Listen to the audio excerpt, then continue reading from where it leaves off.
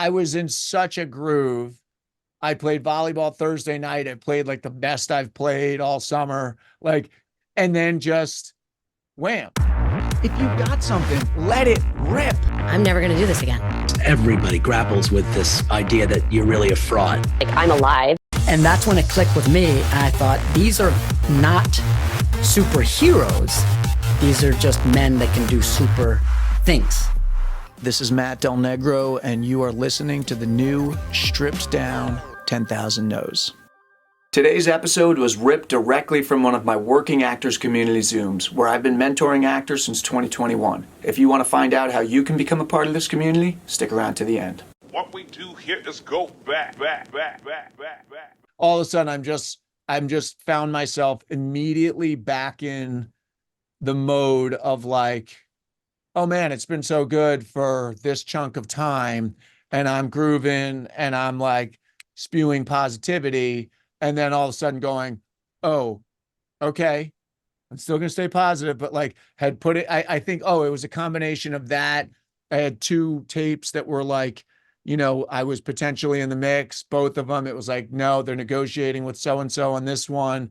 This one, you're not in the mix anymore. They're going a different direction. It was like bing, bing, bing, bing.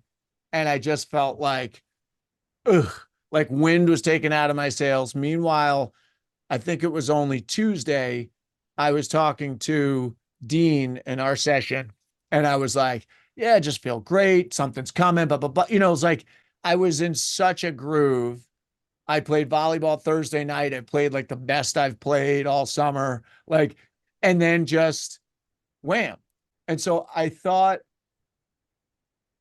it was like, it's not something I like to talk. I could actually see Ellie's body language, like, getting hit by I feel like every word I'm saying, you're like, oh God, like we don't want to be reminded of this, because it is a little bit of like the elephant in the room or the iceberg under the surface. If we, like, I guess I want to just like grapple with it along with you. I feel like I bounced out of it. I think I thought I bounced out of it, then I didn't quite bounce out of it. But I had tools to get me out. And I think I increasingly over the years have ways of rebounding more quickly than in the past, just because I've been doing this for a long time. And that's kind of what we talk about here is like, what are the tools? For me, one of them is going to the gym does help. It's just like, I don't know. The mindset is kind of like, if all else fails, I'm breathing. I have blood rushing through my body. I feel like I look okay. I feel okay. I'm like, okay, that I can get through. I can just go like, all right, this is what's immediate right here. I'll deal with all the other stuff. Part of it's reality, part of it's in my head. And then also, is some of it like self-induced?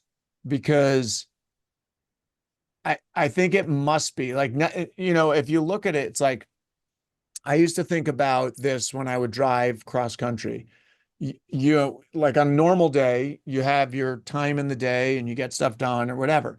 But when I would drive cross country, because I've done it like 6 or 7 times round trip. I used to do it for pilot season. I would take a car out, and a lot of times I did it alone. And like, I remember just going like, wow, at the end of this day, I'm in wherever I would be by then. I'd be like, a third of the way across the country, and go like, huh. So if you just kind of drive in that direction and you get there, you could literally in a day, while everybody's going about their day, you could get a third of the way across the country in 3 days or 2 days. Sometimes you're literally across the country.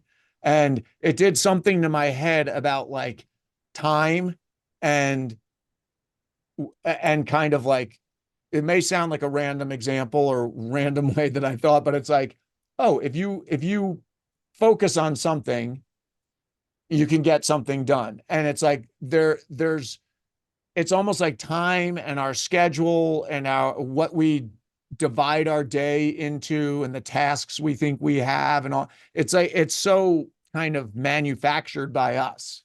it's not really, it's like we divvy the day. We look at how we see things.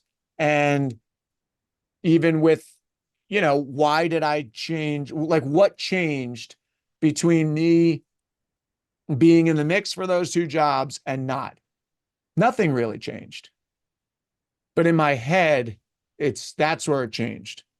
So it's like, why was I, when that was a possibility, everything's hopeful. And when that's not, I immediately go to like, it's like a domino effect of like, now nothing's going to happen. That's not really true. That's not how it works. Like, first of all, one job has nothing to do with the next. Second of all, you don't know what's on its way to you, good or bad.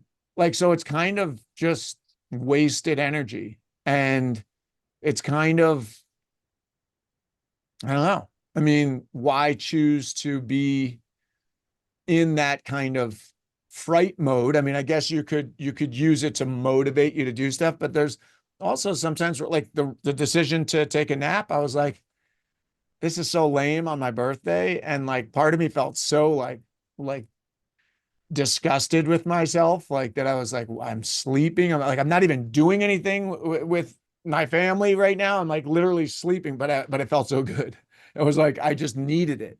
And I kind of went like, this is where I am right now. This is what I need right now. So just lean into it. And then, we did something that night. So I went to the gym, then I felt good from the gym, and then went out and felt better. But then I was kind of intermittent through the weekend. So anyway, I don't know that I'm saying anything. I don't know that I'm answering anything. I'm more just kind of cracking open questions for all of us to ask ourselves, because I'm guessing we all go through a version of this. You kind of feel hot and then you feel not. All right, that's it. If you dug this clip enough that you want to become a part of this community, just go to 10,000nos.com to join. In the meantime, thank you for listening or watching. We're glad you're here. And remember, failure is just opportunity in disguise. You can flip the script and make your setbacks serve you. See you next time.